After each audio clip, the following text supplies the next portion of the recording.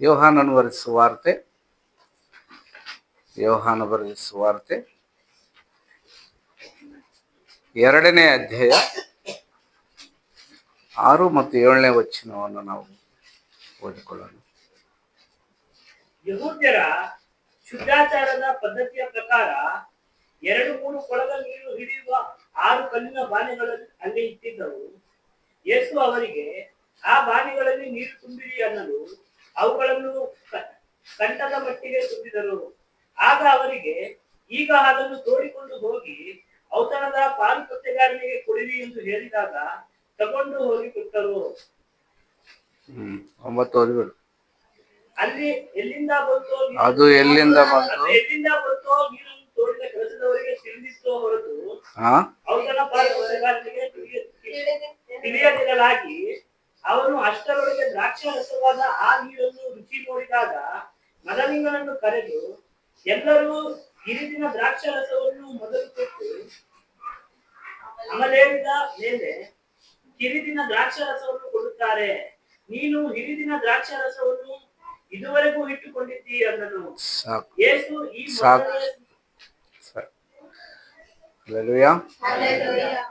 ಈ ವಾಕ್ಯದ ನಿಮಿತ್ತವಾಗಿ ಒಂದು ಸಣ್ಣ ಪ್ರಾರ್ಥನೆ ಮಾಡಿಕೊಂಡು ನಾವು ಧ್ಯಾನ ಮಾಡಿಕೊಳ್ಳೋಣ. ನಮ್ಮ ಕಣ್ಣನ್ನು ಮುಚ್ಚಿದವರಾಗಿ ದೇವರ ವಾಕ್ಯಕ್ಕೋಸ್ಕರ ಪ್ರಾರ್ಥನೆ ಮಾಡೋಣ. ಏಸಪ್ಪ, ನಿಮಗೆ ಸ್ತೋತ್ರ. ನಿನ್ನ ವಿಶೇಷವಾದ ಕಾರ್ಯಗಳನ್ನು ನಾವು ಈ ರಾತ್ರಿ ಸಮಯದಲ್ಲಿ ವಾಕ್ಯದಲ್ಲಿ ಧ್ಯಾನ ಮಾಡ್ತಾ ಇದ್ದೇವೆ ಸ್ವಾಮಿ. ಕರ್ತನೆ, ಅದರ ವಿಚಾರದಲ್ಲಿರ್ತಕ್ಕಂಥ ಆತ್ಮಿಕವಾದ ಅರ್ಥಗಳನ್ನು ನಮಗೆ ಗೋಚರಪಡಿಸಿ ಕೇಳುವಂತ ನಿನ್ನ ಮಕ್ಕಳನ್ನು ಬೋಧಿಸುವಂತ ನನ್ನನ್ನು ನಿನ್ನ ಕರಗಳಲ್ಲಿ ನಡೆಸಿ ಉಪಯೋಗಿಸಿ ಶ್ರೇಷ್ಠವಾದ ಮಾತುಗಳಿಂದ ನಮ್ಮನ್ನು ಹುರಿದುಂಬಿಸಿ ಬಲಪಡಿಸಿ ಅಭಿಷೇಕಿಸಬೇಕೆಂಬುದ ಪ್ರಾರ್ಥನೆ ಮಾಡುತ್ತೇವೆ. ಪರಿಶುದ್ಧಾತ್ಮನೇ, ನಿಮ್ಮ ಸ್ವಾಧೀನಕ್ಕೆ ಪ್ರಾಂತವನ್ನು ಕೊಡುತ್ತಿರುವಾಗ ಕೇಳುವಂತ ಮಕ್ಕಳ ಹೃದಯಗಳಲ್ಲಿ ದೇವ ನಿಮ್ಮ ನೂತನ ಬಲ, ನೂತನ ನಂಬಿಕೆ, ಶ್ರೇಷ್ಠವಾದ ನಿಮ್ಮ ಸಹಾಯವನ್ನು ಕೊಟ್ಟು ನಡೆಸಬೇಕೆಂಬುದಾಗಿ ಯೇಸು ಕ್ರಿಸ್ತನ ಉನ್ನತ ನಾಮದಲ್ಲಿ ಪ್ರಾರ್ಥಿಸಬೇಡಿ ಹೊಂದಿದ್ದೇವೆ ಪರಲೋಕ ತಂದೆಯೇ. ಹಲ್ಲೆಲೂಯಾ. ದೇವರ ನಾಮಕ್ಕೆ ಸ್ತೋತ್ರವಾಗಲಿ. ಓದಿಕೊಂಡಂತ ವಚನ ಭಾಗ ನಮಗೆಲ್ಲರಿಗೂ ತುಂಬಾ ತುಂಬಾ ಪರಿಚಯ ಇರತಕ್ಕಂತ ಸಂದರ್ಭನೇ. ಯಾರಾದ್ರೂ ಹೊಸದಾಗಿ ಓದ್ತಾ ಇದ್ದೀರಾ ಈ ಭಾಗ? ಇದುವರು ಬೈಬಲ್ ಗೊತ್ತಿಲ್ಲದೆ ಇರೋರು ಅವ್ರು ಗೊತ್ತಿಲ್ಲದೆ ಇರ್ಬೋದು ಒಂದು ವೇಳೆ. ಆದ್ರೆ ಕಾನಾ ಎಂಬ ಊರಿನಲ್ಲಿ ನಡೆದಂತ ಈ ಮೊದಲನೆಯ ಅದ್ಭುತದ ಕಾರ್ಯದ ಬಗ್ಗೆ ನಮಗೆ ತುಂಬಾ ಪರಿಚಯ ಇದೆ. ಹಾಡಲ್ಲಿ ಕೂಡ ನಾವು ಅನೇಕ ಸಾರಿ ಹಾಡುತ್ತಾ ಇರ್ತೀವಿ. ಹಲ್ಲೆಲೂಯಾ. ಇವತ್ತು ನಾವು ವಿಶೇಷವಾಗಿ ಧ್ಯಾನ ಮಾಡ್ತಕ್ಕಂಥ ವಿಷಯ ಏನಪ್ಪಾ ಅಂದ್ರೆ, ಅಲ್ಲಿ 6ನೇ ವಚನ 7ನೇ ವಚನದಲ್ಲಿ 7-8ರಲ್ಲಿ ನಾವು ನೋಡ್ತಾ ಇದೀವಿ. 6ರಿಂದ ಯಹೂದ್ಯರ ಶುದ್ಧಾಚಾರದ ಪದ್ಧತಿ ಪ್ರಕಾರ 2-3 ಕೊಳಗ ನೀರು ಹಿಡಿಯುವ 6 ಕಲ್ಲಿನ ಬಾನೆಗಳು ಅಲ್ಲಿ ಇಟ್ಟಿದ್ದವು. ಆಗ ಆ ಬಾನೆಗಳಲ್ಲಿ ಯೇಸು ಸ್ವಾಮಿ ಏನ್ ಹೇಳಿದರಂತೆ, ನೀರನ್ನು ತುಂಬಿರಿ ಅಂತ ಆ ಪರಿಚಾರಕರಿಗೆ ಹೇಳಿದರಂತೆ. ಅವರು ಹಾಗೆಯೇ ಮಾಡಿದರಂತೆ. ಆಮೆನ್. ಅವರು ತುಂಬಿದ ನಂತರ, ಈಗ ನೀವು ಇದನ್ನು ತೋಡಿಕೊಂಡು ಹೋಗಿ ಪಾರುಪತ್ಯಗಾರನಿಗೆ ಅಥವಾ ಔತಣ ಸಿದ್ಧಪಡಿಸ್ತಾ ಇರುವಂತ ಆ ಪಾರುಪತ್ಯಗಾರನಿಗೆ ಆ ಅಡಿಗೆ ಭಟ್ಟನ ಕೈಗೆ ಕೊಡಿ ಅಂತ ಹೇಳಿದಾಗ ಅವರು ತಗೊಂಡು ಕೊಟ್ಟರಂತೆ. ಅವನು ಅದರ ರುಚಿ ನೋಡಿದನಂತೆ. ಹಲ್ಲೆಲೂಯಾ.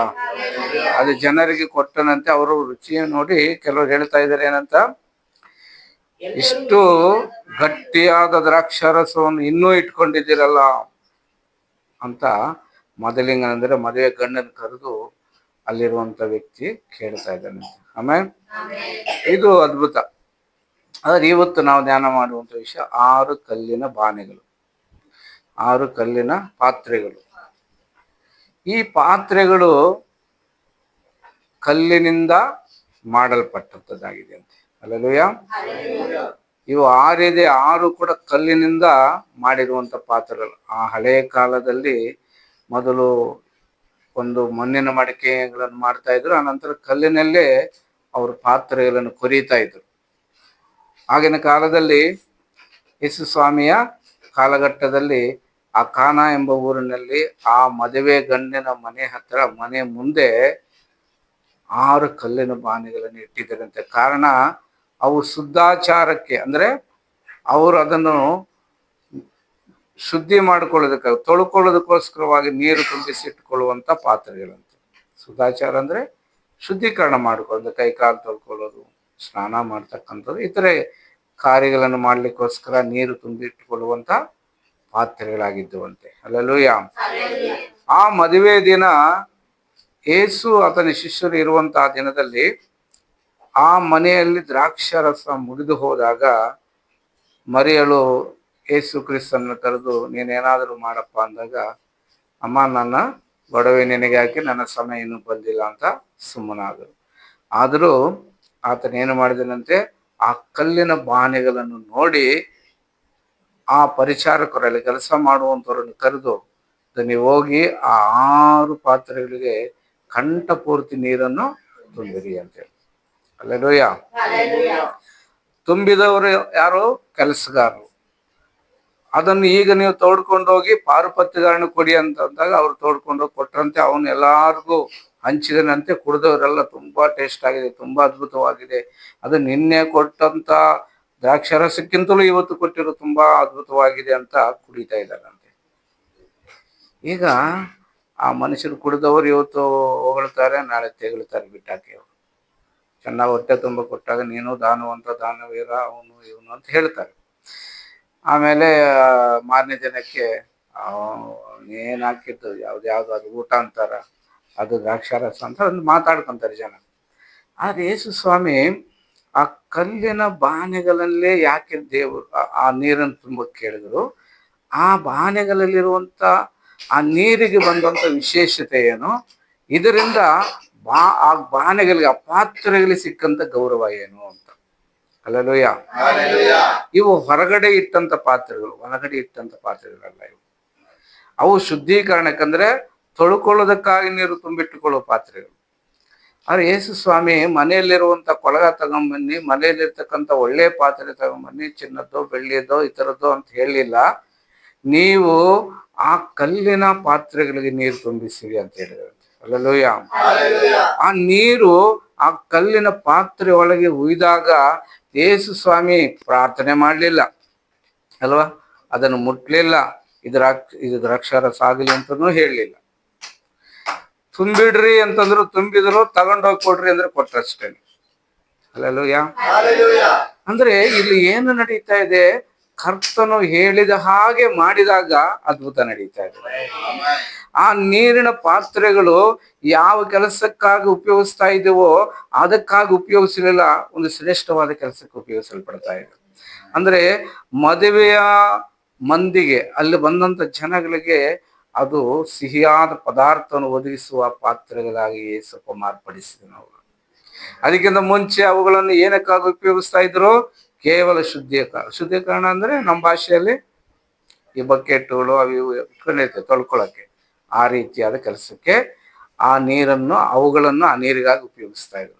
ಆದ್ರೆ ಆವತ್ತು ಏಸಪ್ಪ ಆ ಕಡೆಗಣಿಸಲ್ಪಟ್ಟಂತ ಪಾತ್ರೆಗಳಲ್ಲಿ ನೀರನ್ನು ತುಂಬಿರಿ ಅಂತ ಹೇಳಿದಾಗ ಆ ನೀರು ದ್ರಾಕ್ಷಾರಸವಾಯ್ತಂತೆ. ಆಮೆನ್. ಇದು ನಮ್ಮ ಬದುಕಿಗೆ ಒಂದು ಸೂಚನೆ. ಕಡೆಗಣಿಸಲ್ಪಟ್ಟಂತವರಿಗೆ ಯೇಸು ಅವರ ಜೀವಿತದಲ್ಲಿ ಏನು ಮಾಡ್ತಾನೆ, ಯೇಸು ಮಾತು ಕೇಳಿದರೆ ಅವ್ರ ಜೀವಿತ ಹೇಗೆ ಬದಲಾವಣೆ ಆಗುತ್ತೆ ಅನ್ನೋದಕ್ಕೆ ಈ ಪಾತ್ರೆಗಳು ಒಂದು ಗುರುತು, ಒಂದು ಸಾದೃಶ್ಯ. ಆಮೆನ್. ನಾವೆಲ್ಲ ಹೊರಗಡೆ ಇಡಲ್ಪಟ್ಟಂತ ಜನರಾಗಿದ್ದೀವಿ. ಸಮಾಜದಲ್ಲಾಗಲಿ ಲೋಕದಲ್ಲಾಗಲಿ ಗೌರವ ಇಲ್ಲದೆ ಇರತಕ್ಕಂಥ ಪರಿಸ್ಥಿತಿಯಲ್ಲಿ ಇದ್ದಂಥ ಸ್ಥಿತಿಯಲ್ಲಿ ಇರತಕ್ಕಂಥ ಜನಗಳನ್ನು ಯೇಸು ಸಮೀಪಿಸಿ ಆತನ ನೀರನ್ನು ಅವನಲ್ಲಿ ತುಂಬಿದರಂತೆ. ಆಮೆನ್. ಆತನ ನೀರನ್ನು ನಮ್ಮಲ್ಲಿ ತುಂಬಿದಾಗ ನಾವು ರುಚಿಯಾದ ಪದಾರ್ಥ ಕೊಡುವಂತ ಪಾತ್ರೆಗಳಾಗಿ ಬದಲಾವಣೆ ಆಗಿದ್ದೇವೆ ಇವತ್ತು. ಹಲ್ಲೆಲೂಯಾ. ನಿನ್ನ ಹತ್ರ ಯಾರು ನೀರು ಇಸ್ಕೊಂಡು ಕುಡಿತಾ ಇರ್ಲಿಲ್ಲೋ ಗೊತ್ತಿಲ್ಲ, ಆದ್ರೆ ಇವತ್ತು ನಿನ್ನ ಹತ್ರ ಪ್ರಾರ್ಥನೆ ಮಾಡಿಸ್ಕೊಳ್ಳೋದಿದ್ದಾರೆ, ನಿನ್ನ ಹತ್ರ ದೇವ್ರ ಬಗ್ಗೆ ಕೇಳೋದಿದ್ದಾರೆ. ನೀನು ದೇವ್ರು ನಂಬಿದಿ ಅಂತಲ್ಲ, ಆಮೇನ್, ಹಾಗಾಗಿ ನಿನ್ಗೆ ಒಳ್ಳೇದಾಗಿದೆ ಅಂತಲ್ಲ, ನಮ್ಮ ಬಗ್ಗೆ ಕೂಡ ನಿನ್ನ ದೇವರ ಹತ್ರ ಕೇಳಿಕೊಳ್ಳಿ ಅಂತ ಹೇಳುವ ಜನ ಬಂದಿದ್ದಾರೆ. ಕಾರಣ ಏನು? ಯೇಸು ನಮ್ಮ ಜೀವಿತದಲ್ಲಿ ಬಂದ ಮೇಲೆ ಆತನ ನೀರು, ವಾಕ್ಯ ಅನ್ನುವಂಥದ್ದನ್ನು ನಮ್ಮಲ್ಲಿ ತುಂಬಿಟ್ಟ ಮೇಲೆ ನಾವೇನಾಗಿದ್ದೇವೆ? ಗೌರವಪ್ರದರಾಗಿ ಸಮಾಜದಲ್ಲಿ ಕಾಣಿಸಲ್ಪಡ್ತಾ ಇದ್ದೀವಿ. ಅದಕ್ಕೆ ಕಡೆಗಣಿಸಲ್ಪಟ್ಟ ಪಾತ್ರೆಗಳು ಆ ಮದುವೆ ಮನೆಯಲ್ಲಿ ಎಲ್ಲರಿಗೂ ಉತ್ತಮವಾದ ದ್ರಾಕ್ಷಾರಸ ಕೊಡುವಂತ ಪಾತ್ರೆಗಳಾಗಿ ಬದಲಾವಣೆ ಆದವು. ಆಮೇನ್. ಅದುವರೆಗೂ ನೀರು ಇಟ್ಟುಕೊಂಡು ತೊಳ್ಕೊಳ್ಳುವಂತ ಅದು ಕೊಳಕು ಪಾತ್ರೆ ಅಂದ್ಕೊಂಡಿದ್ರೇನೋ, ಯಾವತ್ತು ಆ ನೀರು ದ್ರಾಕ್ಷಾರಸವಾಯಿತು, ಜನ ಎಲ್ಲ ಬಂದು ಅಯ್ಯೋ ಇದು ಚೆನ್ನಾಗಿದೆ, ನಮಗೊಂದು ಗ್ಲಾಸ್ ಕೊಡಿ, ನಮಗೊಂದು ಗ್ಲಾಸ್ ಕೊಡಿ ಅಂತ ಅವರು ಗಲಾಟೆ ಮಾಡಿ ಕುಡಿದ್ರೇನೋ ಅವತ್ತು ಗೊತ್ತಿಲ್ಲ. ಆಮೇನ್. ಯಾಕಂದ್ರೆ ನೋಡಿ, ಜನ ಹೆಂಗಂದ್ರೆ ಯಾವ್ದಾವ್ ತುಂಬಾ ಟೇಸ್ಟ್ ಆಗಿದೆ, ಫ್ರೀಯಾಗಿ ಸಿಗ್ತಾ ಇದೆ ಅಂದ್ರೆ ಏನ್ ಮಾಡ್ತಾರೆ, ಒಬ್ಬರ ಮೇಲೆ ಅವ್ರು ಬಿದ್ದು ಬೇಕಾ ಕುಡಿತಾರೆ, ತಿಂತಾರೆ. ಆ ಮದುವೆ ಮನೆಯಲ್ಲಿ ಅಲ್ಲಿ ಏನ್ ಹೇಳ್ತಾ ಇದಾರೆ, ಅಲ್ಲಿ ಕುಡಿದಂತ ವ್ಯಕ್ತಿ ಏನ್ ಹೇಳ್ತಾ ಇದ್ದಾನೆ, ಮೊದಲಿಂಗನಿಗೆ ಎಲ್ಲರೂ ಹಿಂದಿನ ದ್ರಾಕ್ಷಾರಸ ಹಿರಿದಿನ ದ್ರಾಕ್ಷಾರಸನ ಮೊದಲು ಕೊಟ್ಟು ಮಲೇರಿದ ಮೇಲೆ ಕಿರಿದಿನ ದ್ರಾಕ್ಷಾರಸ ಕೊಡ್ತಾರೆ, ನೀನು ಹಿರಿದಿನ ದ್ರಾಕ್ಷಾರಸ ಇದುವರೆಗೂ ಇಟ್ಟುಕೊಂಡಿದ್ದೀಯಲ್ಲ ಅಂತ ಕೇಳ್ತಾ ಇದ್ದಾರೆ. ಅಲ್ಲೆಲ್ಲೂಯ. ಮೊದಲಿಂಗನ ಗೊತ್ತಾ, ಪಾರುಪತ್ಯನ ಗೊತ್ತಾ, ಎಲ್ಲಿಂದ ಬಂತು ಅಂತ ಯಾರಿಗೂ ಗೊತ್ತಿಲ್ಲ. ನೀರು ತುಂಬಿದವರು ಮಾತ್ರವೇ ಗೊತ್ತು. ಅಲ್ಲೆಲ್ಲೂಯ. ಆ ನೀರು ತುಂಬಿಸ್ರಪ್ಪ ಅಂತ ಹೇಳಿದಂತ ಮಾತು ಕೇಳಿ ನೀರು ತುಂಬಿದವರು ಬಿಟ್ರೆ, ಏಸಪ್ಪನ ಬಿಟ್ರೆ ಯಾರಿಗೂ ಗೊತ್ತಿಲ್ಲ. ಹೋಗ್ಲಿ ಅಲ್ಲಿ ಏನಾದ್ರೂ ಏಸಪ್ಪ ಅದ್ಭುತ ನಡೀಲಿ ಅಂತ ಆಜ್ಞೆ ಕೊಟ್ರ ಇಲ್ಲ. ನೋಡಿ, ನಾವು ಯಾವ ರೀತಿಯ ಕರ್ತನ ಮಾತನ್ನು ಸ್ವೀಕರಿಸ್ತೀವೋ ನಾವು ಅಷ್ಟು ರುಚಿಯಾದ ಪದಾರ್ಥವಾಗಿ ಬದಲಾವಣೆ. ನನಗೆ ದೇವ್ರು ಮುಟ್ಲಿಲ್ಲ, ದೇವ್ರು ನನಗೆ ಪ್ರಾರ್ಥನೆ ಮಾಡಲಿಲ್ಲ, ದೇವ್ರು ಯಾಕೋ ಅದ್ಭುತ ಮಾಡಲಿಲ್ಲ ಅನ್ಕೋಬೇಡಿ.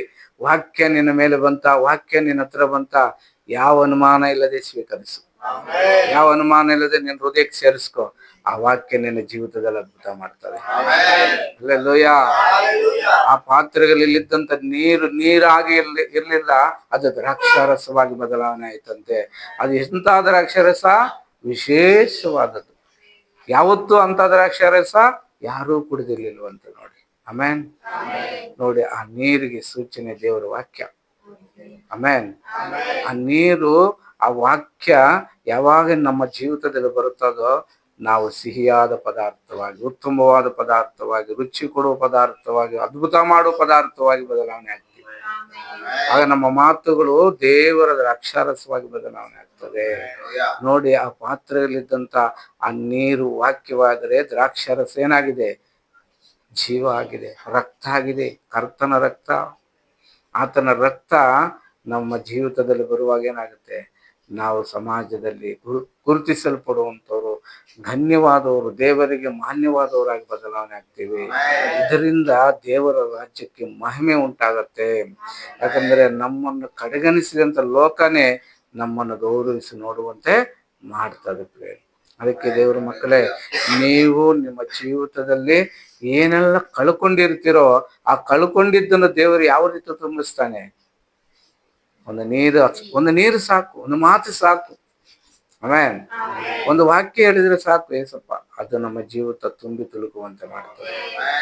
ಆ ತುಂಬು ತುಳುಕದ ಜೀವಿತ ಅನೇಕರಿಗೆ ಏನಾಗ್ತದೆ, ಒಂದು ಬೆಳಕಾಗಿ, ಒಂದು ಶಕ್ತಿಯಾಗಿ, ಒಂದು ಪ್ರಭಾವಶಾಲಿಯಾಗಿ ಬದಲಾವಣೆ ಮಾಡ್ತದಂತೆ. ದೇವರ ಮಕ್ಕಳೇ, ನಿಮ್ಮ ಜೀವಿತದಲ್ಲಿ ಕಡೆಗಣಿಸಲ್ಪಟ್ಟ ಸ್ಥಿತಿಗಳಲ್ಲಿ ನೀವು ಇದನ್ನ ಜ್ಞಾಪಕ ಮಾಡ್ಕೋಬೇಕು. ಏನು ಗೊತ್ತಾ, ಹೊರಗಡೆ ಇದ್ದಂತ ಪಾತ್ರೆಗಳಿಗೆ ದೇವರು ಎಷ್ಟು ಗೌರವ ಕೊಟ್ಟನು ಅಲ್ವಾ. ಅವು ಯಾವುದಕ್ಕೂ ಕೆಲಸಕ್ಕೆ ಬಾರದ ಕಲ್ಲು ಅಂದ್ರೆ ಅದು ಕಠಿಣವಾದದ್ದು. ಆ ಕಠಿಣವಾದ ಹೃದಯವುಳ್ಳವರನ್ನು ಕೂಡ ದೇವ್ರು ಏನ್ ಮಾಡ್ತಾನೆ, ಮಾರ್ಪಡಿಸಿಬಿಡ್ತಾನೆ. ತುಂಬಿಸಿಟ್ರೆ ಸಾಕು. ನಾವು ಆ ವಾಕ್ಯ ನೀರನ್ನು ಆ ಪಾತ್ರೆ ತುಂಬಿದ್ರೆ ಏನಾಗುತ್ತೆ, ಅದರಿಂದ ದ್ರಾಕ್ಷಾರಸ ಹೊರಗಡೆ ಬರ್ತದೆ. ಕೆಲವರು ಕಠಿಣವಾದವರು ಅಂತ ನಾವು ಅನ್ಕೊಂತಾ ಇರ್ತೀವಿ. ಕಠಿಣವಾದವನು ಕೂಡ ದೇವ್ರ ವಾಕ್ಯ ಏನ್ ಮಾಡ್ತಾರೆ ಗೊತ್ತಾ, ಮೃದುವಾದ ಬದಲಾವಣೆ ಮಾಡ್ತಾರೆ. ನಾವು ಯೆಹೆಜ್ಕೇಲ ಪ್ರವಾದನೆ ಗ್ರಂಥದಲ್ಲಿ ನೋಡ್ತೀವಿ, ನಾನು ನಿಮ್ಮ ಕಠಿಣ ಹೃದಯವನ್ನು ತೆಗೆದು ಮೃದುವಾದ ಹೃದಯವನ್ನು ಕೊಡ್ತೀನಿ, ಹೊಸ ಹೃದಯ ಕೊಡ್ತೀನಿ ನಿಮಗೆ ಅಂತ. ವಾಕ್ಯ ಯಾವಾಗ ಕಠಿಣವಾದವರ ಹೃದಯದಲ್ಲಿ ಬರ್ತದೋ ಅವರು ಬದಲಾವಣೆ ಆಗ್ಬಿಡ್ತಾರೆ. ಅವ್ರ ಜೀವಿತ ಮೃದುವಾಗಿ ಆಗ್ಬಿಡ್ತದೆ. ಯಾವಾಗ ದೇವರು ನೀರು ಅದರಲ್ಲಿ ತುಂಬು ಅಂತ ಹೇಳಿದ ತಕ್ಷಣ ನೀರು ತುಂಬಲ್ಪಡುತ್ತ, ಆ ಬಾನೆಗಳು ಕೂಡ ಕಲ್ಲಿನ ಬಾನೆಗಳೇನಾದ್ವು ಏನೋ ಗೊತ್ತಿಲ್ಲ, ಬಂಗಾರದ ಬಾನೆಗಳಾಗ್ಬಿಟ್ವಿ ಏನೋ ಗೊತ್ತಿಲ್ಲ. ಅಲ್ಲೆಲ್ಲೂಯ. ರುಚಿ ಕೊಡುವಂತ ದ್ರಾಕ್ಷಾರಸ ಉಂಟು ಮಾಡುವ ಶಕ್ತಿ ಅವುಗಳು ಬಂದು ಬಿಡ್ತು ನೋಡಿ. ಆಮೇಲೆ ಏನು ಸಕ್ಕರೆ ಹಾಕಿ ದ್ರಾಕ್ಷ ತುಳಿದು ಅದರಲ್ಲಿ ಉಯಿರಲಿ ಯಾರು, ತುಂಬಿದ್ದೇ ಬರೀ ನೀರು. ಆದ್ರೆ ಏಸಪ್ಪ ಹೇಳಿದ ಮಾತಿಗೆ ಆ ಬಾನೆಗಳು ಕೂಡ ಏನಾಗುವಂತೆ ನೀರನ್ನು ದ್ರಾಕ್ಷಾರಸವಾಗಿ ಮಾಡಿಬಿಟ್ಟು ಬಂದವೆ ನೋಡಿ. ಆಮೇನ್. ಕಲ್ಲಾದ ಹೃದಯ ಕೂಡ ಹೆಂಗಾಗ್ತದೆ? ಪ್ರೀತಿ ತುಂಬಿದ ಪಾತ್ರೆ ಆಗ್ಬಿಡ್ತದೆ. ಅದಕ್ಕೆ ಕರ್ತನ ಮಾತು ಯಾವಾಗ ಹೃದಯದಲ್ಲಿ ತುಂಬುತ್ತದೋ ಆಗ ಅವನ ಜೀವಿತ ಕುಟುಂಬ ಏನಾಗುತ್ತೆ? ಪರಿಪೂರ್ಣವಾದ ಸಂತೋಷಕ್ಕೆ ತಿಳಿಸಲ್ಪಡುತ್ತದೆ. ಆ ಮದುವೆಯಲ್ಲಿ ಅವತ್ತು ಏನಾದರೂ ದ್ರಾಕ್ಷಾರಸ ಇರ್ಲಿಲ್ಲ, ಖಾಲಿ ಆಗ್ಬಿಟ್ಟ ಮೇಲೆ ಸಿಕ್ಲಿಲ್ಲ ಅಂತಂದ್ರೆ ಆ ಮದುವೆ ಮನೆ ಎಷ್ಟು ಅವಮಾನಕ್ಕೆ ಗುರಿ ಆಗ್ತಾ ಇತ್ತು. ಅಲ್ಲಿದ್ದಂಥ ಜನರಿಗೆ ಎಷ್ಟೋ ನಗೆಪಾಟಲಾಗ್ತಾ ಇತ್ತು ಅಲ್ವಾ ಆ ಮನೆಯವರಿಗೆ. ಆದ್ರೆ ಏಸಪ್ಪ ನೀರು ತುಂಬಿದ ಮೇಲೆ ಕೊಡಪ್ಪ ಅಂದ ತಕ್ಷಣ ಅವ್ರಿಗೆ ದ್ರಾಕ್ಷಾರಸವಾಗಿ ಅದು ಬದಲಾವಣೆ ಆದ ತಕ್ಷಣ ಮದುವೆ ಮನೆ ಏನೇನಾಗುತ್ತೆ? ಇನ್ನೂ ಖುಷಿ ಜಾಸ್ತಿ ಆಗ್ಬಿಡುತ್ತೆ. ಅಲ್ಲೆಲ್ಲೂಯ್ಯ. ಅದಕ್ಕೆ ನಾವು ಅಂದುಕೊಂಡಂತ ರೀತಿಯಲ್ಲ, ದೇವರು ವಿಶೇಷವಾದ ಕಾರ್ಯ ಮಾಡ್ತಾ ಇರ್ತಾನೆ. ಅದಕ್ಕೆ ಆತನು ಸಾಕ್ಷಿಯಾಗಿದ್ದಾನೆ. ಏನಕ್ಕೆ? ನೀರಿಗೂ ದ್ರಾಕ್ಷಾರಸಕ್ಕೂ ರಕ್ತಕ್ಕೂ ಆತನೇ ಸಾಕ್ಷಿ, ಏಸಪ್ಪನೇ ಸಾಕ್ಷಿ. ಅವ್ರ ಜನ್ಮನೇ ಅದರಲ್ಲಿ ಅಡಕವಾಗಿದೆ ಅಂತ. ಅಲ್ಲೆಲ್ಲೂಯ್ಯ. ನೋಡಿ, ಯೇಸು ಸ್ವಾಮಿ ವಾಕ್ಯ ಹೇಳುತ್ತದೆ, 1 ಯೋಹಾನ ಪತ್ರಿಕೆ 5ನೇ ಅಧ್ಯಾಯ 6, 7, 8 ಓದ್ರಿ. ಈತನು ಅಂದರೆ ಯೇಸು ಕ್ರಿಸ್ತನು ನೀರಿನಿಂದಲೂ ರಕ್ತದಿಂದಲೂ ಸಾಕ್ಷಿ ಹೊಂದಿದವನು. ನೀರಿನಿಂದ ಮಾತ್ರವಲ್ಲ, ನೀರಿನಿಂದಲೂ ರಕ್ತದಿಂದಲೂ ಸಾಕ್ಷಿ ಹೊಂದಿದವನಾಗಿದ್ದಾನೆ. ಇದಲ್ಲದೆ ಆತ್ಮನು ಸಾಕ್ಷಿ ಕೊಡುವವನಾಗಿದ್ದಾನೆ. ಆತ್ಮನು ಸತ್ಯ ಸ್ವರೂಪನೇ. ಆಮೇನ್. ನೋಡಿ, ಏಸಪ್ಪನಿಗೆ ನೀರು ಸಾಕ್ಷಿ ಕೊಡ್ತದೆ. ಹೌದಾ? ಹೇಗೆ ಕೊಡ್ತಾ ಇದೆ? ಆ ನೀರು ತೋಡಿಕೊಂಡು ಕೊಟ್ಟವನಲ್ಲ, ಅವನಿಗೆ ಗೊತ್ತು ಯಾರು ಈ ನೀರು ಉಯ್ಯಕ್ಕೆ ಹೇಳಿದ್ದು, ಈ ನೀರು ಏನಾಗಿತ್ತು ಮೊದಲು ಅಂತ. ಆಮೇನ್. ಈಗ ಆ ನೀರು ಯಾರಿಗೆ ಸಾಕ್ಷಿ ಕೊಡ್ತಾ ಇದೆ? ಜನರಿಗೆ ಸಾಕ್ಷಿ ಕೊಡ್ತಾ ಇದೆ. ಏಸು ನೀರನ್ನು ಕೂಡ ದ್ರಾಕ್ಷಾರಸ ಮಾಡಬಲ್ಲ. ಅಂದ್ರೆ ಆತನ ಮಾತಿನಲ್ಲಿ ಜೀವ ಇದೆ. ಆತನ ಹೇಳಿದ್ರೆ ಏನ್ ಬೇಕಾದ್ರೂ ಆಗತ್ತೆ ಅನ್ನುವಂಥದ್ದನ್ನು. ಆಮೇನ್. ಅದು ಮಾತ್ರವಲ್ಲ, ರಕ್ತ ಆತನಿಗೆ ಸಾಕ್ಷಿ ಕೊಡ್ತದಂತೆ. ಆಮೇನ್. ಏಸು ದ್ರಾಕ್ಷಾರಸ ಯಾವುದಕ್ಕೆ ಸಾದೃಶ್ಯ? ಕ್ರಿಸ್ತನ ರಕ್ತಕ್ಕೆ ಸಾದೃಶ್ಯ. ಆ ರಕ್ತ ಕ್ರಿಸ್ತನಿಗೆ ಸಾಕ್ಷಿ ಕೊಡ್ತಾ ಇದೆ. ದ್ರಾಕ್ಷಾರಸ ಆತನ ರಕ್ತಕ್ಕೆ ಸಾದೃಶ್ಯ ಕೊಡ್ತಾ ಇದೆ, ಸಾಕ್ಷಿ ಕೊಡ್ತಾ ಇದೆ. ಇನ್ನು ಆತ್ಮ ಏನ್ ಹೇಳುತ್ತದೆ? ಆತನಿಗೆ ಸಾಕ್ಷಿ ಕೊಡ್ತಾ ಇದೆ. ಹಲ್ಲೆಲೂಯ. ಯಾಕಂದ್ರೆ ಆತನೇ ಈತನೇ ದೇವರು, ಈತನೇ ದೇವರ ಮಗ, ಈತನೇ ಸರ್ವಶಕ್ತನಾದ ದೇವರು ಅಂತ ಸಾಕ್ಷಿ ಕೊಡುವಂಥದ್ದಾಗಿದೆ. ಹಲ್ಲೆಲೂಯ. ಅದಕ್ಕೆ ಯೇಸು ಸ್ವಾಮಿಗೆ ಈ ಭೂಮಿ ಮೇಲೆ ಎಲ್ಲವೂ ಸಾಕ್ಷಿ ಕೊಡ್ತದೆ. ಅದರಲ್ಲಿ ನೀರು ಸಾಕ್ಷಿ ಕೊಡ್ತಾ ಇದೆ, ದ್ರಾಕ್ಷಾರಸ ಅದೇ ರಕ್ತ ಸಾಕ್ಷಿ ಕೊಡ್ತಾ ಇದೆ, ಆತ್ಮನು ಕೂಡ ಸಾಕ್ಷಿ ಕೊಡ್ತಾ ಇದೆ. ಹಾಗಾದರೆ ಯೇಸು ಕ್ರಿಸ್ತನ ರಕ್ತ ನಮಗೇನಾಗಿದೆ?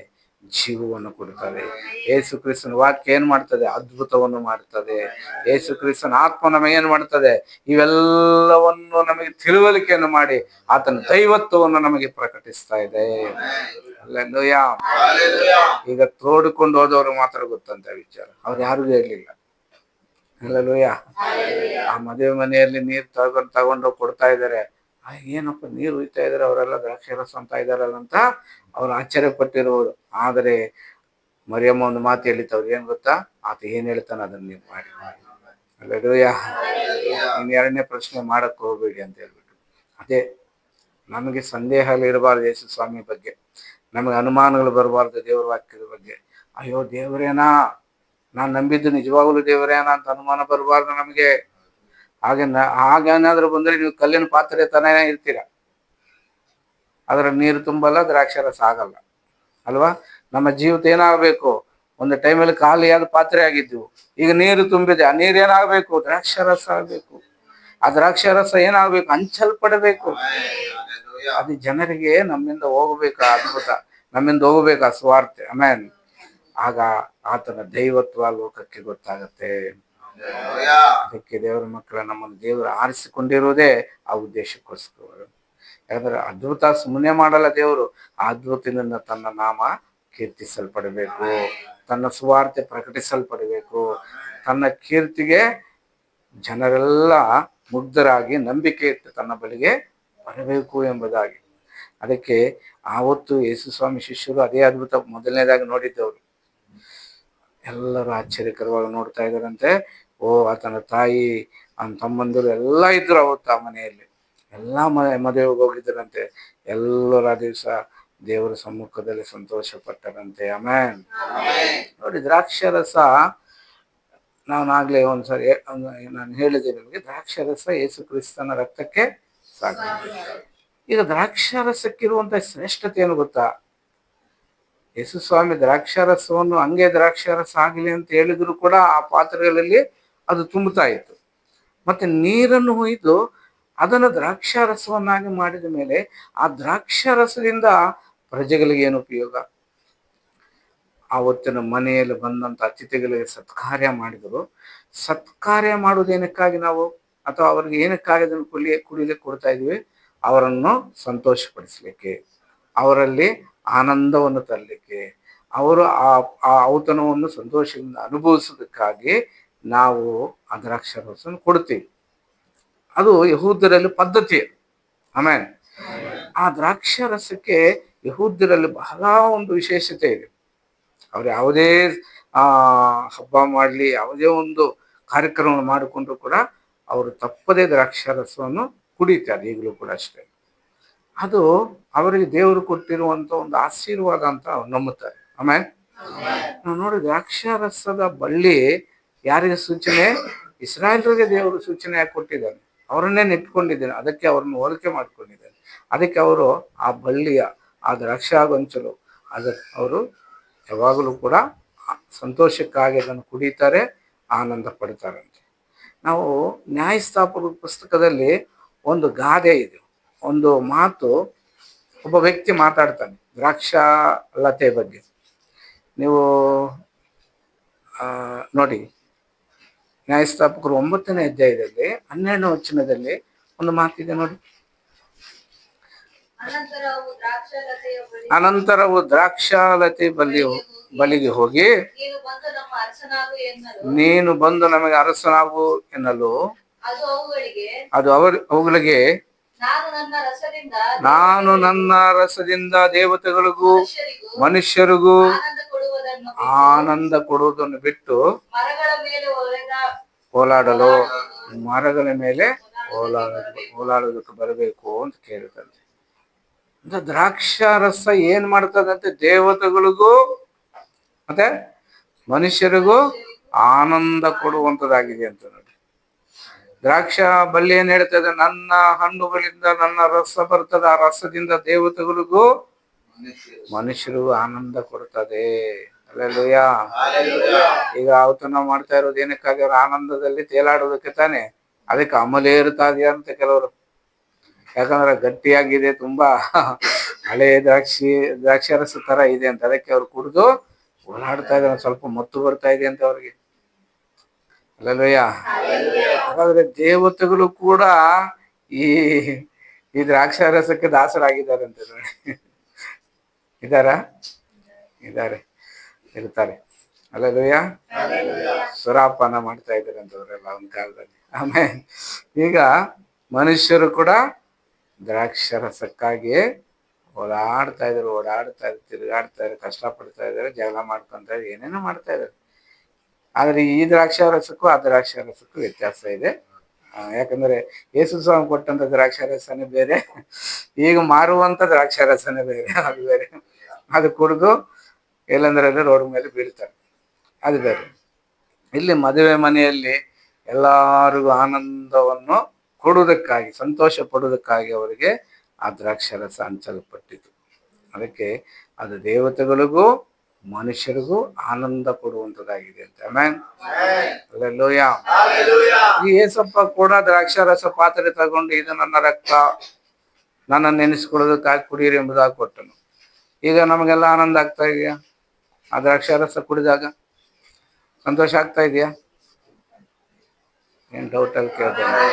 ಅಯ್ಯೋ, ಯಾಕೆ ಅನುಮಾನ ಬಂದ್ಬಿಡ್ತಾರೆ. ನಾನೇನೋ ಆ ದ್ರಾಕ್ಷಾರಸ ನಾವು ಕುಡಿದು ಸಂತೋಷ ಪಡ್ತಾ ಇದ್ದ, ಕರ್ತನ ನನಗಾಗಿ ಸುರಿಸಿದ ರಕ್ತ ಅಂತ ಕೃತಜ್ಞತಾ ಪೂರ್ವಕವಾಗಿ ನಾವು ಕುಡಿತಾ ಇದ್ದೇವಲ್ವಾ, ಸಂತೋಷದಿಂದ ಆನಂದ ಪಡ್ತಾ ಇದ್ದೇಲ್ವಾ? ಹಾಗೆ ದೇವದೂತರು, ದೇವರು ಕೂಡ ಆತನ ರಕ್ತ ಸುರಿಸಿದಕ್ಕಾಗಿ ಆನಂದ ಪಡ್ತಾ ಇದ್ದಾರಾ? ಒಂದ್ಸಾರಿ ಪ್ರಕಟಣೆ ಗ್ರಂಥದಲ್ಲಿ ನೋಡಿ, ಪ್ರಕಟಣೆ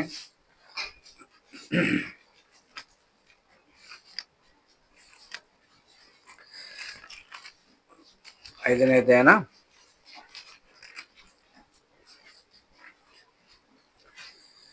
5ನೇ ಅಧ್ಯಾಯ 9ನೇ ವಚನ. ಅವರು ಹೊಸ ಹಾಡನ್ನು ಹಾಡುತ್ತಾ, ಹಾ ನೀನು ಸುರುಳಿಯನ್ನು ತೆಗೆದುಕೊಂಡು ಅದರ ಮುದ್ರೆಗಳನ್ನು ಹೊಡೆಯುವುದಕ್ಕೆ ಯೋಗ್ಯನೇ. ಹಾ ನೀನು ನೀನ್ ಯಜ್ಞಾರ್ಪಿತನಾಗಿ ನಿನ್ನ ರಕ್ತದಿಂದ ಸಕಲ ಕುಲ ಭಾಷೆ ಪ್ರಜೆ ಜನಾಂಗಗಳವರಿಂದ ಮನುಷ್ಯರನ್ನು ದೇವರಿಗಾಗಿ ಕೊಂಡುಕೊಂಡೇ. ಅವರನ್ನು ನಮ್ಮ ದೇವರಿಗೋಸ್ಕರ ರಾಜ್ಯವನ್ನಾಗಿಯೂ ಯಾಜಕರನ್ನಾಗಿಯೂ ಮಾಡಿದಿ. ಅವರು ಭೂಮಿ ಮೇಲೆ ಆಳುವರು. ದೇವದೂತರು ಹಾಡ್ತಾ ಇರೋದು ಹಾಡಿದು ಏನಂತ? ನೀನು ಸುರುಳಿಯನ್ನು ತೆಗೆದುಕೊಂಡು ಅದರ ಮುದ್ರೆ ನೋಡಿಯುವುದಕ್ಕೆ ಯೋಗ್ಯನು. ನೀನು ಯಜ್ಞಾರ್ಪಿತವಾಗಿ ನಿನ್ನ ರಕ್ತದಿಂದ ಸಕಲ ಕುಲ ಭಾಷೆ ಪ್ರಜೆ ಜನಾಂಗಗಳಿಂದ ಮನುಷ್ಯರನ್ನು ದೇವರಿಗಾಗಿ ಕೊಂಡುಕೊಂಡಿದ್ದೀಯಾ. ಯಾವುದರ ಮೂಲಕ ಕೊಂಡುಕೊಂಡಿರೋದು? ಆತನ ರಕ್ತದ ಮೂಲಕ. ಹಲ್ಲೆಲೂಯಾ. ದೇವದೂತರು ಆತನ ರಕ್ತವನ್ನು ನೆನೆಸಿ ಪರಲೋಕದಲ್ಲಿ ಹಾಡಾಡ್ತಾ ಇದ್ದಾರೆ, ಕೊಂಡಾಡ್ತಾ ಇದ್ದಾರೆ, ಆರಾಧಿಸ್ತಾ ಇದ್ದಾರೆ. ಆಮೆನ್. ಹಾಗಾದರೆ ಮನುಷ್ಯರಿಗೂ ದೇವರುಗಳಿಗೂ ದೇವರು ತನ್ನ ರಕ್ತದ ಮೂಲಕ ಸಂತೋಷವನ್ನು ಉಂಟು ಮಾಡಿದೆ. ನಮಗೆಲ್ಲ ಸಂತೋಷ ತಂದಿದ್ದಾನೆ. ದೇವತೆಗಳು ಸಂತೋಷ ಪಡೋದು. ದೇವತೆಗಳು ಅಂದರೆ ದೇವದೂತರು ಸಂತೋಷ ಪಡ್ತಾ ಇದ್ದಾರೆ. ದೇವರು ಕೂಡ ಮಹಿಮೆ ಹೊಂದುತ್ತಾ ಇದ್ದಾನೆ. ಅದರಿಂದ ಆವತ್ತು ದೇವರ ನಾಮದ ಮಹಿಮೆಗೋಸ್ಕರವಾಗಿ ಆ ಪಾತ್ರೆಗಳಲ್ಲಿ ನೀರನ್ನು ದ್ರಾಕ್ಷಾರಸವಾಗಿ ದೇವರು ಮಾಡಿದನು. ಆಮೆನ್. ಆ ರಸ, ಆ ನೀರು ಆತನಿಗೆ ಸಾಕ್ಷಿ ಕೊಡ್ತಾ ಇದೆ. ಆತನು ಯಜ್ಞಾರ್ಪಿತನಾಗಿ ಮುಂದೆ ಸಮರ್ಪಿಸಬೇಕಾದ ರಕ್ತಕ್ಕೆ ಗುರುತು ದ್ರಾಕ್ಷಾರಸ ಆಗಿದೆ ಅಂತ. ಆಮೆನ್. ಆತನ ರಕ್ತದಿಂದಲೇ ಮನುಷ್ಯರಿಗೆಲ್ಲರಿಗೂ ಬಿಡುಗಡೆ ಇದೆ ಅಂತ. ಆಮೆನ್. ಮತ್ತು ಅವರನ್ನ ದೇವರ ರಾಜ್ಯವನ್ನಾಗಿಯೂ ಯಾಜಕರನ್ನಾಗಿಯೂ ಮಾಡಿಕೊಂಡಿದ್ದಾನಂತೆ ದೇವರಿಗೆ. ಆಮೆನ್. ಹಾಗಾದ್ರೆ ನಾವೆಲ್ಲ ಆತನ ರಕ್ತದಿಂದ ಕೊಂಡುಕೊಂಡು ನಮ್ಮನ್ನು ಕೊಂಡುಕೊಂಡು ದೇವರು ಆತನ ಏನು ಮಾಡಿದ್ದಾನೆ? ದೇವರಿಗೆ ಯಾಜಕರನ್ನಾಗಿಯೂ ರಾಜ್ಯವನ್ನಾಗಿಯೂ ಮಾಡಿದ್ದಾನಂತೆ. ಆಮೆನ್. ಹಲ್ಲೆಲೂಯಾ. ಹೌದು ಪ್ರಿಯರೇ, ಕಾನಾ ಊರಿನಲ್ಲಿ ಅವ್ರಿಗೆ ಎಷ್ಟು ಸಂತೋಷ ಸಿಕ್ತೋ ಇರೋ ಗೊತ್ತಿಲ್ಲ, ನಮಗಂತೂ ಸಂತೋಷ. ಆಮೆನ್. ಆತನ ರಕ್ತದಿಂದ ನಮಗೆ ಬಿಡುಗಡೆ ಆಗಿದೆ. ಆತನ ರಕ್ತದಿಂದ ನಮಗೆ ದೇವರ ರಾಜ್ಯವಾಗಿ ಮಾರ್ಪಡೋದಕ್ಕೆ ಸಾಧ್ಯವಾಯಿತು. ಆತನ ರಕ್ತದಿಂದ ನಾವು ದೇವರಿಗೆ ಯಾಜಕರಾಗ್ಬಿಟ್ಟಿದ್ದೀವಿ. ಇವಾಗ ಹಳೆ ಒಡಂಬಡಿಕೆಯಲ್ಲಿ ನಾವು ನೋಡ್ತೀವಿ, ಯಜ್ಞಾರ್ಪಣೆಗಳನ್ನು ಮಾಡುವಾಗ ಯಾಜಕ ಕಾಂಡದಲ್ಲಿ ನಾವು ನೋಡ್ತೀವಿ, ನೀವು ಒಂದು ಸೇರು ದ್ರಾಕ್ಷಾರಸವನ್ನು ದೇವರ ಯಜ್ಞಾರ್ಪಣೆಗೆ ತರಬೇಕು ಅಂತ ಹೇಳಲ್ಪಟ್ಟೆ. ಅಂದ್ರೆ ದ್ರಾಕ್ಷಾರಸ ದೇವರಿಗೆ ಅರ್ಪಣೆ ಮಾಡುವುದರಲ್ಲಿ ಕೂಡ ಒಂದು ಪದಾರ್ಥ. ಆಮೆನ್. ಆ ಯಜ್ಞಕ್ಕೆ ಆ ದ್ರಾಕ್ಷಾರಸಕ್ಕೆ ಸೂಚನೆನೇ ಕರ್ತನ ರಕ್ತ. ಆ ಕರ್ತನ ರಕ್ತ ಮನುಷ್ಯರ ವಿಮೋಚನೆಗಾಗಿ ಸುರಿಸಲ್ಪಡಿತು. ಅದನ್ನು ನಂಬುವವನಿಗೆ ಅದ್ಭುತ ನಡೆಯುತ್ತದೆ. ಅದನ್ನು ನಂಬುವವನಿಗೆ ಅವನ ಜೀವಿತ ಬದಲಾವಣೆ ಆಗ್ತದೆ. ಅವನು ಕಡೆಗಣಿಸಲ್ಪಟ್ಟವನಾಗಿದ್ದರೆ ಮುಖ್ಯಸ್ಥನಾಗಿ ದೇವರು ಮಾಡ್ತಾನೆ. ಅವನು ತಳ್ಳಲ್ಪಟ್ಟವನಾಗಿದ್ದರೆ ದೇವರು ಅವನನ್ನು ಶ್ರೇಷ್ಠವಾದ ಸ್ಥಾನಕ್ಕೆ ತರುತ್ತಾನೆ. ಹಲ್ಲೆಲೂಯಾ. ನೀನು ಏನಕ್ಕೂ ಬಾರದು ಅಂತ ತಳ್ಳಲ್ಪಟ್ಟವನನ್ನೇ ದೇವರಿಗೆ ಯಾಜಕನನ್ನಾಗಿ ಮಾಡ್ಕೊಂತಾನೆ. ಆಮೆನ್. ಯಾರು ಪರಿಶುದ್ಧ ಸ್ಥಳಕ್ಕೆ ಸೇರಿಸುವರಿರಲಿಲ್ಲ, ಆದರೆ ದೇವರು ನಮ್ಮನ್ನು ತನ್ನ ರಕ್ತದ ಮೂಲಕ ಪರಿಶುದ್ಧ ಸ್ಥಳಕ್ಕೆ ಹೋಗುವಂತ ಅವಕಾಶ ಕೊಟ್ಟಿದೆ. ಹೌದು, ಇಂಥ ಅವಕಾಶ ನೋಡಿ ನಮಗೆ. ಆಮೆನ್. ಅದರಿಂದ ನಾವು ಕಡೆಗಣಿಸಲ್ಪಟ್ಟವರೆಲ್ಲ ಆರಿಸಲ್ಪಟ್ಟವರು. ಏಸಪ್ಪ 6 ಪಾತ್ರೆಯನ್ನು ಆರಿಸಿಕೊಂಡನು, ನೀರು ತುಂಬಿದನು, ದ್ರಾಕ್ಷಾರಸ ಮಾಡಿ. ಆಮೆನ್. ಇವತ್ತು ನಮ್ಮನ್ನು ಆರಿಸಿಕೊಂಡಿದ್ದಾನೆ, ತನ್ನ ವಾಕ್ಯವನ್ನು ನೀರು ತುಂಬಿದ್ದಾನೆ, ತನ್ನ ರಕ್ತವನ್ನು ದ್ರಾಕ್ಷಾರಸ ಕೊಟ್ಟಿದ್ದಾನೆ, ನಮ್ಮನ್ನು ದೇವರ ರಾಜ್ಯವನ್ನಾಗಿಯೂ ಯಾಜಕರನ್ನಾಗಿ ಮಾಡಿದ್ದಾನೆ. ನಮ್ಮನ್ನು ನೋಡಿ ದೇವದೂತರು ಆಡ್ತಾ ಇದ್ದಾರೆ ದೇವರಿಗೆ, ಅಯ್ಯೋ ಈ ರಾಜ್ಯ ಇದು ದೇವರ ರಾಜ್ಯನ. ಓ ಕರ್ತನೆ, ನಿನ್ನ ರಕ್ತದಿಂದ ರಾಜ್ಯ ಮಾಡ್ಕೊಂಡಿದೆಯಲ್ಲ, ಈ ರಾಜ್ಯವನ್ನು ನಮ್ಮ ತಂದೆಯಾದ ದೇವರಿಗೆ ಯಾಜಕರನ್ನಾಗಿ ಮಾಡಿದೆಯಲ್ಲ, ನೀನು ಏನಕ್ಕೆ ಸ್ತೋತ್ರಕ್ಕೆ ಯೋಗ್ಯನು ಅಂತ. ಹಲ್ಲೆಲೂಯಾ. ಪರಲೋಕದಲ್ಲಿ ಆಮೇನ್ ಹಲ್ಲೆಲೂಯಾ ಹೇಳ್ತಾ ಇದ್ದಾರಂತೆ. ನಮ್ಮಂತ ಕಡೆಗಣಿಸಲ್ಪಟ್ಟವ್ರ ಬಗ್ಗೆ ಅಷ್ಟು ಗೌರವನ ಪರಲೋಕದಲ್ಲಿ. ಇಲ್ಲಿ ಯಾರಾದ್ರೂ ನಮಗೊಂದು ಹಾರ ಹಾಕ್ತಾ ಇದಾರ, ಯಾರಾದ್ರೂ ನಮ್ಮನ್ನು ನೋಡಿ ಶೇಖರಣೆ ಕೊಡ್ತಾ ಇದಾರ, ಅವ ನೀನ್ ಗ್ರೇಟ್ ಅಂತ ಯಾರಾದ್ರೂ ಹೇಳ್ತಾರಮ್ಮ? ನಿಮ್ಮನ್ನ ಹೇಳ್ತಾರ? ಯಾರು ಕೂಡ ಮನೆಗೆ ಸೇರಿಸಲ್ಲ. ಬೇಕಾದ್ರೆ ಹಲ್ಲೆಲೂಯಾ. ದೇವರಾದ ತನ್ನ ರಾಜ್ಯದಲ್ಲಿ ನಮ್ಮನ್ನು ಸೇರಿಸಿಕೊಂಡು ತನ್ನ ರಾಜ್ಯವನ್ನಾಗೇ ಮಾಡ್ಕೊಂಡ್ಬಿಟ್ಟಿದ್ದಾನೆ. ಅದರಿಂದ ಅದ್ಭುತಗಳನ್ನು ದೇವರು ಯಾರ ಮೂಲಕ ಮಾಡ್ತಾ ಇದ್ದಾನೆ? ಕಡೆಗಣಿಸಲ್ಪಟ್ಟವರ ಮೂಲಕ ಮಾಡ್ತಾ ಇದ್ದಾನೆ. ಹಲ್ಲೆಲೂಯಾ. ಮೋಶೆ, ನೀನು 40 ವರ್ಷದಿಂದ ನನ್ನ ಮನೆಯಲ್ಲಿ ಏನೋ ಕುರಿ ಕಾಯ್ತಾ ಇದೀಯಾ, ಇವತ್ತು ಹೋಗು ಕಾಯ್ಕೊಂಬ ಅಂತ ಮಾವ ಕಳಿಸಿದ. ಆ ಮನೆಯಲ್ಲಿ ಮೋಶೆಗೆ ಏನು ಅಧಿಕಾರ ಇಲ್ಲ. ಏನ್ ಕೆಲಸ? ಕುರಿ ಮೇಯಿಸೋದೆ.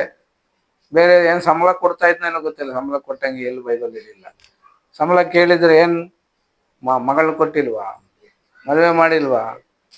ಅಲ್ಲೇನಯ್ಯ, ನಿನಗೆ ಮಗಳು ಕೊಟ್ಟಿರೋದೇ ಹೆಚ್ಚು ಅಂತ ಅಂದಿರ್ಬೋದೇನೋ. ಆವತ್ತೊಂದು ದಿವಸ ಮೋಶೆ ಪಾಪ ಅವರೇ ಬೆಟ್ಟಕ್ಕೆ ಆ ಕುರಿಯಲ್ಲಿ ನೋಡ್ಕೊಂಡು ಹೋದಾಗ ಇದ್ದಕ್ಕಿದ್ದಂಗೆ ಒಂದು ಅದ್ಭುತ ನೋಡಿದ. ಅಲ್ಲಿ ಉರಿಯುವ ಪೊದೆ ನೋಡಿದ. ಆ ಪೊದೆಯಲ್ಲಿ ಬೆಂಕಿ ಉರಿತಾ ಇದೆ ಅಂತೆ, ಆ ಪೊದೆ ಸುಡ್ತಾ ಇಲ್ವಂತೆ. ಇದೇನು ಆಶ್ಚರ್ಯ, ಇಷ್ಟು ವರ್ಷದಿಂದ ಇದೇ ಬೆಟ್ಟದಲ್ಲಿ ಕುರಿ ಕಾಯ್ತಾ ಇದ್ದೇನೆ, ಯಾವತ್ತೂ ಇಂಥ ಕಾರ್ಯ ನೋಡ್ಲಿಲ್ವಲ್ಲ ಅಂತ ಹತ್ತಿರಕ್ಕೆ ಓಡಿ ಹೋದ್ನಂತೆ. ಆಗ ಆ ಪೊದೆಯೊಳಗಿಂದ ದೇವರು ಮಾತನಾಡಿದನಂತೆ. ಆಮೇಲೆ ಮೋಶೆ ಮೋಶೆ ಅಂತ ಪೊದೆಯಿಂದ ಮಾತನಾಡಿದಾಗ ಆ ಸ್ವರ ಕೇಳಿದ ತಕ್ಷಣ ಮೋಶೆ ಗಾಬರಿ ಆಗ್ಬಿಡ್ತು, ಭಯ ಆಗ್ಬಿಡ್ತು. ಕರ್ತನೇ, ನೀನ್ ಯಾರಪ್ಪ? ಇಗೋ ಇದ್ದೇನೆ, ನೀನ್ ಯಾರು ಅಂತ ಕೇಳಿದನಂತೆ. ಹಲ್ಲೆಲೂಯಾ. ದೇವ್ರು ಹೇಳಿದಂತೆ, ನಿನ್ನ ಪಿತೃಗಳ ದೇವರು ನಾನು. ಯಾರು? ಅಬ್ರಹಾಂ, ಇಸಾಕ್, ಯಾಕೋಬನ ದೇವರು ನಾನು. ನೀನ್ ನಿಂತಿರೋ ಸ್ಥಳ ಪರಿಶುದ್ಧವಾದ ನಿನ್ನ ಕೆರೆಗಳನ್ನು ಬಿಟ್ಟು ಬಾ. ನಾನ್ ನಿನ್ನನ್ನು ಇಸ್ರಾಯೇಲರನ್ನು ಬಿಡುಗಡೆ ಮಾಡುವುದಕ್ಕಾಗಿ ಕಳಿಸ್ತಾ ಇದ್ದೀನಿ. ಹೋಗಿ ನನ್ನ ಜನರನ್ನು ಬಿಡಿಸ್ಕೊಂಬ, ಅವ್ರ ಮೊರೆ ನಾನು ಕೇಳಿಸ್ತೇನೆ. ಅವ್ರ ಮೋಶನ, ದೇವ್ರೇ ನಾನೇನ್ ಕೆಲಸ ಮಾಡ್ತೀನಿ? ಇಲ್ಲೇನು ಗನಂದಲ್ಲಿ ಕೆಲಸಕ್ಕೆ ಒಂದೊಂದು ಕೆಲಸ ಅಲ್ಲ, ಇದು ಕುರಿ ಕಾಯುವ ಕೆಲಸ. ಒಂದು ಕಾಲದಲ್ಲಿ ರಾಜಕುಮಾರನಾಗಿದ್ದೀನಿ, ಇವಾಗ ಏನಾಗಿದ್ದೇನೆ? ಭಿಕಾರಿಯಾಗಿದ್ದೇನೆ. ನಮ್ಮ ಮಾವನ ಮನೆಯಲ್ಲಿ ಕುರಿ ಕಾಯ್ಕೊಂಡಿದ್ದೇನೆ. ನಾನು ಹೋಗಿ ಬಿಡಿಸ್ಕೊಂಬರೋದಾ? ಎಷ್ಟು ದೇನೋ ಕೇಳ್ತಾ ಇದ್ದೇನೆ. ಯಾಕಂದ್ರೆ 40 ವರ್ಷ ಎಕ್ಸ್ಪೀರಿಯನ್ಸ್ ಕುರಿಗಳಿಂದ ಅಲ್ವಾ. ಅವಾಗ ದೇವ್ರು ಹೇಳ್ತಾ ಇದ್ದಾರೆ, ಹೌದು ನೀನು ಹೋಗ್ಬೇಕು. ಹಲ್ಲೆಲೂಯಾ. ನಾನು ಹೆಂಗ್ ಬಿಡಿಸ್ಕೊಂಬರೋದು ದೇವ್ರೆ? ನನಗೆ ತೊದಲು ಮಾತು, ಅಯ್ಯ ಬಾಯಿ ತಿರುಗಲ್ಲ, ನಾಲಿಗೆ ಮಂದ ನನಗೆ. ಇಷ್ಟೆಲ್ಲ ಹೇಳಿದ ಮೇಲೂ ದೇವ್ರೊಂದು ಮಾತು, ನಿನ್ನ ಕೈಯಲ್ಲೇನಿದೆ? ನನ್ನ ಕೈಯಲ್ಲಿ ಕತ್ತಿ ಇಲ್ಲ ಸ್ವಾಮಿ. ಆವಾಗಿತ್ತು ಕತ್ತಿ ವಿದ್ಯೆ ಎಲ್ಲ ಕಲ್ತಿತ್ತು, ಇವಾಗ ಕತ್ತಿ ಇಲ್ಲ, ಕೋಲಿದೆ. ಆ ಕೋಲನ್ನು ಬಿಸಾಕಿದಾಗ ಏನಾಯ್ತು? ಹಾವಾಯ್ತು. ಮತ್ತೆ ಹಿಡ್ಕೋ ಅನ್ನ ಹಿಡ್ಕೊಂಡ ತಕ್ಷಣ ಅದೇನಾಯ್ತು? ಮತ್ತೆ ಕೋಲಾಯ್ತಂತೆ. ಇದೇ ಕೋಲಿಂದ ನೀನು ಇಸ್ರಾಯೇಲರನ್ನು ಬಿಡಿಸ್ಕೊಂಡ್ ಬರ್ಬೇಕು. ಆಮೇಲೆ ಕೋಲಿಗೆ ಏನು ಮಹಿಮೆ ಬಂದ್ಬಿಡ್ತೋ ಏನೋ ಪಾಪ. ಆ ಕೋಲಿಗೆ ಏನು ಗೌರವ ಬಂದ್ಬಿಡ್ತಪ್ಪ ಅಂದ್ರೆ, ಆತನ 120 ವರ್ಷಗಳ ತನಕ ಅದೇ ಕೋಲ್ ಹಿಡ್ಕೊಂಡೇ ಇಸ್ರಾಯೇಲ್ ನಡೆಸ್ಬಿಟ್ಟ. ಅದು ದೇವ್ರ ಕೆಲಸ. ಹಲ್ಲೆಲೂಯಾ. ನಾವ್ ಅನ್ಕೊಂತೀವಿ ನಮ್ಮಿಂದ ಏನಾಗುತ್ತೆ. ನಮ್ಮಿಂದ ಏನಾಗಲ್ಲ, ನಿಜಾನೇ. ಆದ್ರೆ ದೇವರ ಶಕ್ತಿ ನಮ್ಮ ಮೇಲೆ ಬಂದ್ರೆ ನಾವೇನ್ ಬೇಕಾದ್ರೂ ಮಾಡ್ತೀವಿ ಅಷ್ಟೇ. ಅದಕ್ಕೆ ಕಲ್ಲು ಕಲ್ಲು ಕಲ್ಲು ಅಂತ ಬಿಸಾಕಿದಂತ ಕಲ್ಲುಗಳನ್ನೇ ಇವತ್ತು ಮ್ಯೂಸಿಯಂ ಅಲ್ಲಿ ಇಟ್ಟವ್ರೆ. ಹಲ್ಲೆಲೂಯಾ. 2000 ವರ್ಷಗಳ ಹಿಂದೆ ಅದ್ಭುತ ನಡೆದಂತ ಆ ಕಲ್ಲಿನ ಬಾನೆಗಳನ್ನ ಇವತ್ತು ಮ್ಯೂಸಿಯಂ ಅಲ್ಲಿ ಇಟ್ಟವ್ರೆ. ಅದನ್ನ ನೋಡಕ್ಕೆ ಟಿಕೆಟ್ ತಗೊಂಡೋಗಿ ಜನ ನೋಡ್ತಾವ್ರೆ. ಎಷ್ಟು ಗೌರವ ನೋಡ್ರಿ ಇವತ್ತು. ಹಲ್ಲೆಲೂಯಾ. ಆ ಕಲ್ಲುಗಳು ಅಲ್ಲೇ ಬಿದ್ದಿದ್ರೆ ಕಾನೂರಿನಲ್ಲೇ ಯಾರಾದ್ರನ್ನು ಹೊಡೆದು ಬಿಟ್ಟು ಏನೋ ಜಲ್ಲಿನ ಗಿಲ್ಲಿನ ಮಾಡ್ಕೊಂಡು ರೋಡ್ಗೆ ಹಾಕೊಂತ ಇದ್ರೇನೋ. ಆದ್ರೆ ಇವತ್ತು ಆ ಕಲ್ಲಿನ ಬಾನೆಗಳು ಶೇಖರಣೆ ಮಾಡಿ ಒಂದು ಕಡೆ ಮ್ಯೂಸಿಯಂ ಅಲ್ಲಿ ಇಟ್ಟು ಗ್ಲಾಸ್ಗಳು ಹಾಕ್ಬಿಟ್ಟವ್ರೆ ನೋಡಿ. ಅದು ದೇವ್ರ ಕೆಲಸ ಅಂದ್ರೆ. ಅದಕ್ಕೆ ದೇವ್ರ ಮಕ್ಕಳೇ, ಏಸಪ್ಪ ಒಂದು ಮನೆ ಬಂದ್ರೆ ಸಾಕ, ಮನೆ ಪಾವನ ಆಗ್ಬಿಡ್ತು. ಒಂದು ಮದುವೆ ಬಂದ್ರೆ ಆ ಮದುವೆ ಇವತ್ತಿಗೂ ನಾವು ನೆನೆಸ್ತಾರೆ. ಅವ್ರಿಗೆ ಯಾರೋ ಅವ್ರ ಮದುವೆ ಯಾರೋ ನನಗೆ ಏನೂ ಗೊತ್ತಿಲ್ಲ, ಆದ್ರೂ ಅವ್ರ ಬಗ್ಗೆ ನಾವು ಏನು ಧ್ಯಾನ ಮಾಡೋದು, ಅವ್ರ ಬಗ್ಗೆ ಮಾತಾಡೋದು ಹೆಚ್ಚಳ ಪಡ್ತಾ ಇದ್ವಿ. ಅವ್ರೆಷ್ಟು ಧನ್ಯರು ನೋಡಿ. ಹಲ್ಲೆಲೂಯಾ. ನಾಳೆ ನಮ್ಮ ಬಗ್ಗೆ ಕೂಡ ಲೋಕ ಮಾತಾಡ್ತಾರೆ. ನಾಳೆ ನಿನ್ನ ಇಲ್ಲಿಂದ ಎತ್ತಲ್ಪಟ್ರು ಕೂಡ ಲೋಕದವರು, ಇಲ್ಲೊಬ್ಬ ಸಹೋದರಿ ಇತ್ತು, ಮನೆ ಇತ್ತು, ಅವ್ರ ಮನೆಯವರು ದೇವ್ರು ನಂಬ್ಕೊಂಡಿದ್ರು, ಇವತ್ತಿಲ್ಲ. ಅವರು ದೇವ್ರ ಹತ್ರ ಹೋಗ್ಬಿಟ್ಟಿದ್ದಾರೆ. ಹಲ್ಲೆಲೂಯಾ. ಅದು ಪೇಪರಲ್ಲಿ ನ್ಯೂಸ್ ಎಲ್ಲ ಕಡೆ ಬಂದ್ಬಿಡ್ತದೆ. ಅದು ನಮ್ಮ ಜೀವಿತಕ್ಕೆ ದೇವರಿಟ್ಟಿರೋ ಘನತೆ. ಆ ಘನತೆ ನೆನೆಸಿಕೊಂಡು ನಾವು ಯಾವಾಗಲೂ ಕರ್ತನಿಗಾಗಿ ಸಿದ್ಧವಾಗಿ, ದೇವರಿಗಾಗಿ ದುಡಿಯುವರಾಗಿ ನಾವು ಯಾವಾಗಲೂ ಕರ್ತನ ಬರೋನಿಗಾಗಿ ಸಿದ್ಧತೆಯನ್ನು ಮಾಡಿಕೊಳ್ತಾ ನಾವು ನಂಬಿಕಸ್ಥರಾಗಿರೋಣ. ಹಾಗಾಗಿ ದೇವರ ಮಕ್ಕಳೇ, ನಮ್ಮ ನಂಬಿಕೆಯನ್ನು ಕರ್ತನು ಬಲಪಡಿಸ್ತಾನೆ. ಕರ್ತನ ಮಾತುಗಳನ್ನು ಆಶೀರ್ವದಿಸಲು ಪ್ರಾರ್ಥನೆ ಮಾಡಿಕೊಳ್ಳೋಣ. ರವಿ ಪ್ರಾರ್ಥನೆ ಮಾಡ್ತಾನೆ, ನಾವೆಲ್ಲ ಪ್ರಾರ್ಥನೆ